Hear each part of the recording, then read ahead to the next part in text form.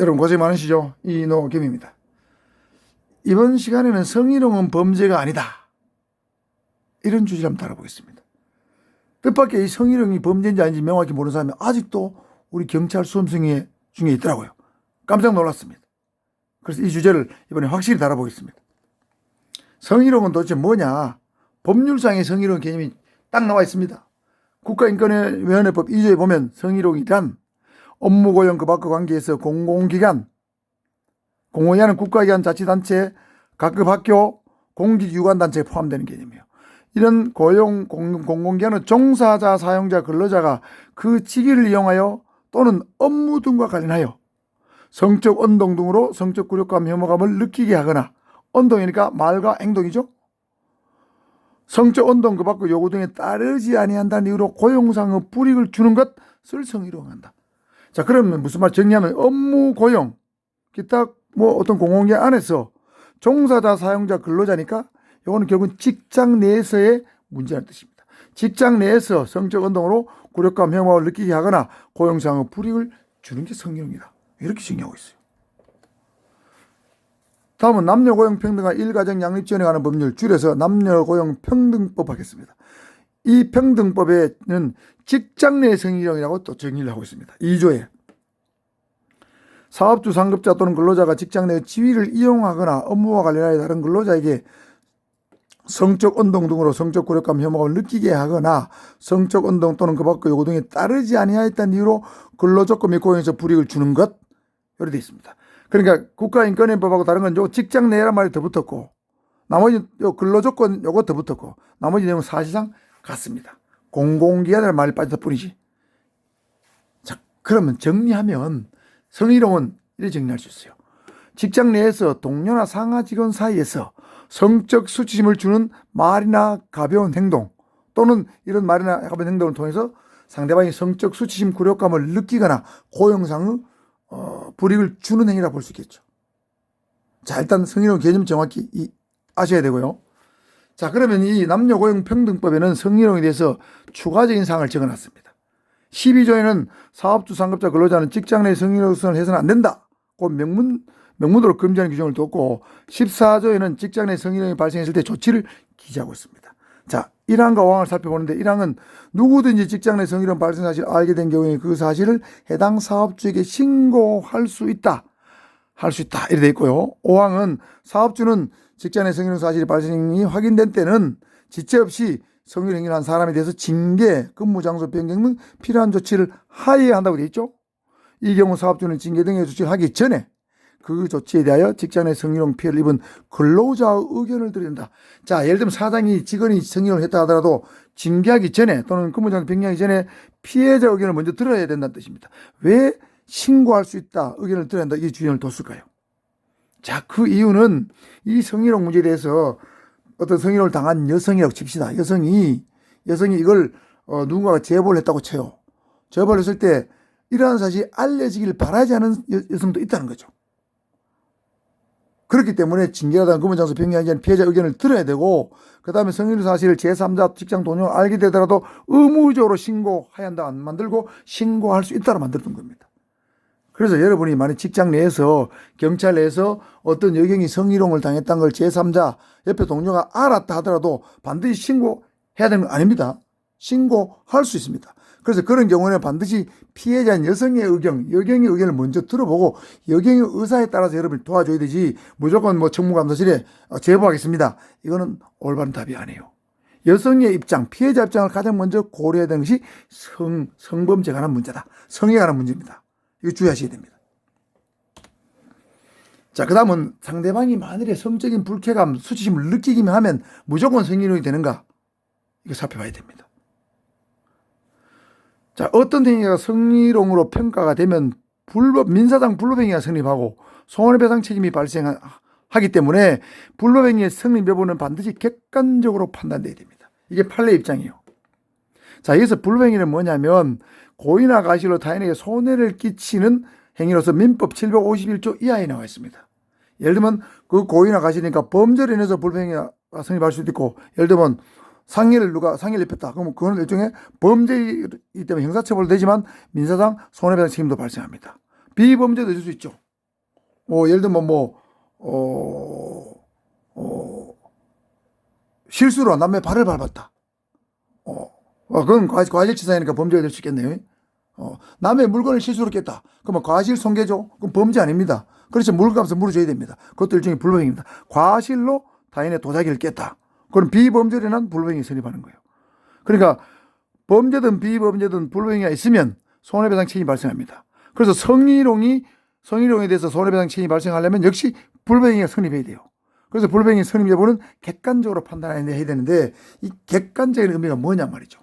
예를 들면 어떤 여직원에게 성적인 언동 등을 했다고 칩시다. 그럼 이 성적인 언동이 과연 그 여성에게 성적인 수치심을 줬다고 했을 때 무조건 성희롱이 되는가? 그렇지 않다는 거죠. 자, 사회공동체의 건전한 상식과 관행에 비춰볼 때 객관적으로 상대방과 같은 처지에 있는, 즉 그 여성과 같은 처지에 있는 일반적이고 평균적인 사람에게 성적 굴욕감이나 해모감을 느끼게 할 수 있어야 성희롱을 본다는 거죠. 예를 들면 100명의 여성이 있다면 그런 행위를 들어서 그런 말이나 운동을 들었을 때, 성적인 운동을 들었을 때 100명의 여성 중에서 예를 들면 90명이나 95명의 여성이 성적인 수치심을 굴욕감을 느끼면 그건 성희롱이지만 한 10명이나 20명은 느끼고 7, 80명은 느끼지 않을 정도다. 그럼 성희롱이 안 된다는 얘기죠. 바로 이것이 객관적으로 판단하는 뜻이 되겠습니다. 객관적으로 판단한다. 아시겠죠? 그래서 상대방이 불쾌함을 느낀 데서 무조건 성희롱은 아니다. 대부분의 보통의 여성이 그렇게 불쾌감을 느끼면 그것이 바로 성희롱이 된다. 그런 뜻이 되겠습니다. 여기에 덧붙여서 법원은 이런 말을 덧붙여놨어요. 법원이 성희롱 관련 소송을 심리할 때는 그 사건이 발생한 맥락에서 성차별 문제를 이해하고 양성평등을 실현할 수 있도록 성인지 감성을 잃지 않아야 된다. 자, 이 성인지 감성 여러분 공부했죠? 제 유튜브도 있지만. 그래서 예를 들면 어떤 성희롱을 당했을 때 어떤 그 여성이 직접 그 당사자한테 바로 어떤 이의를 제기하거나 청문감사제를 가거나 그 상급자한테 가는 수도 있지만 하루나 이틀, 3일, 4일 지난 다음에 그 다음에 문제를 제기할 수 있다는 것이죠. 그래서 이 성인지 감수성이라는 것은 사람마다, 피해자마다 반응한 방식이 다 다르다. 성이 다르기 때문에 그런 어떤 반응한 방식이 다 다르다는 것을 이해해야 된다는 그런 민감성이 바로 성인지 감수성이죠. 그런 것을 잊지 않아야 된다는 것이죠. 그래서 어찌 보면 이 앞에 객관적으로 판단하는 개념하고 성인지 감성하고는 약간 모순되어 보이기도 합니다. 성희롱 사례 한번 살펴볼까요? 해군사관학교 연관장경 부하 여군의 손바닥을 끌었다. 성희롱입니다. 여직원이 있는 앞에서 남자 동료끼리 여직원 안 봤습니다. 음란 동영상을 봤다. 성희롱입니다. 회식 자리에서 무리하게 옆에 앉아 술을 따르도록 강요한 행위도 성희롱으로 본다. 외모에 대한 성적인 비유나 평가 당연히 성희롱이죠. 단톡방에 약간 성적인 내용을 예를 들면 상사가 성희롱적 발언을 했는데 거기에 대해서 약간 이의를 제기하니까 승진을 탈락시킨다, 전직시킨다, 휴직을 암시하는 내용의 단톡방에 만일 상사가 올렸다면 그것도 일종의 성희롱이 될 수 있다는 거죠. 자, 그 다음은 성폭행, 성추행과의 구별입니다. 여러분, 성폭행은 강간하고 같은 개념이에요. 이걸 강간을 부르기가 좀 거북하잖아요, 듣기에. 그래서 사회에서는 그냥 성폭행이라고 부르고 성폭행 이꼬르 강간, 성추행 이꼬르 강제추행으로 생각하시면 됩니다. 여기서 강제추행은 지금 대부분은 과거에 이제 성폭행, 성추행은 다 저항할 수 없는 폭행 협박을 전제로 하는 개념인데 지금 20년 전부터는 이 강제추행에는 기습추행도 강제추행으로 대부분이 넓게 인정합니다. 예를 들면 폭행 협박, 저항할 수 없는 폭행 협박이 없는 갑자기 어떤 여성의 엉덩이를 세게 움켜 잡았다. 가슴을 세게 움켜 잡았다. 갑작스럽게 추행한 것도 기습추행을 봐서 이 성추행 개념으로 보고 있죠. 그래서 곰탕집 성추행 사건도 1.3초 엉덩이를 만졌지만 성인지 감수성의 논리, 그 다음 기습추행의 논리를 인용해서 성추행으로 포함되었습니다. 유죄 판결을 받았죠. 그래서 이 두 가지는 형사처벌 대상이 명백하다. 성희롱에 대한 처벌입니다. 그러면 자, 형사처벌, 민사손해배상 청구, 징계과태 등이 있는데 세부적으로 살펴볼까요? 자, 일단 형사처벌입니다. 성희롱은 신체 접촉으로 나가지 않은 한 형사적으로 처벌될 수 없습니다. 따라서 성희롱은 범죄가 아닙니다. 도덕적으로 비난받은 행위지만 범죄는 아니다. 다만 사안에 따라서 내용의 상대방을 경멸하거나 어떤 모욕 주는 내용이 들어있다면 모욕죄 등을 검토해 볼 수 있습니다. 공연성이 있다면 모욕죄가 성립할 수 있다. 손해배상입니다. 성희롱을 한 자, 근로자 또는 사업주에 대해서 피해자는 민사상 손해배상 청구를 할 수 있습니다. 성희롱으로 인한 정신적 손해 배상을 청구할 수 있다는 얘기죠. 민사 손해배상 청구 대상이 될 수 있다. 세 번째입니다. 성희롱을 한 자가 근로자일 경우에 사업주로 해당 근로자를 징계할 수 있습니다. 징계해야 되는 거 아니죠? 할 수 있다. 성희롱을 한 자가 사업주일 경우에는 사업주 자신이 징계권자니까 징계할 수 없으니까 과태료 대상입니다. 1,000만 원 이하의 과태료라고 남녀고용평등법에 적어뒀습니다. 자, 그러면 성희롱은 처벌이 결론적으로 형사처벌 안 됩니다. 안 되죠. 모욕죄는 가능합니다. 민상 손해배상 대상 될 수 있습니다. 징계, 과태료 대상 될 수 있습니다. 지구대 안에서 주치 남성이 여경에게 성희롱을 했다고 쳐봅시다. 예를 들어 봅시다. 자, 이런 경우에는 공연성이 있다. 공연성이 있을 경우에는 모욕죄 성립할 수 있고, 공연성이 없을 때는 민사상 손해배상 청구밖에 할 수 없습니다. 길거리에서 지나가는 여성에게 어떤 남성이 성희롱을 했다. 다가시 다리 섹시하네. 엉덩이 막 빵빵하네. 이랬다. 길거리 성희롱이죠. 성희롱 용어는 쓸 수 있겠지만 법률적으로 아까 그 국가인권위법 등에서 말하는 성희롱은 아닙니다. 그렇지만 길거리 성희롱이 만일에 여러 사람이 있는 곳에 했다면 모욕죄가 성립할 수 있고, 만일 여러 사람이 없는 곳이라면 민사상 손해배상 청구 소송은 가능합니다. 물론 여러 사람이 있을 때도 모욕죄하고 민사상 손해배상 청구 둘 다 가능하죠. 결론입니다.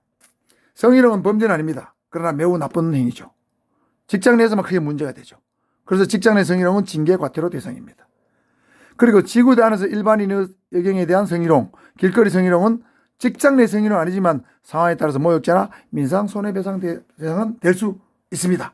다시 말해서 성희롱은 형법상 성희롱죄로 처벌한 규정은 분명히 없다.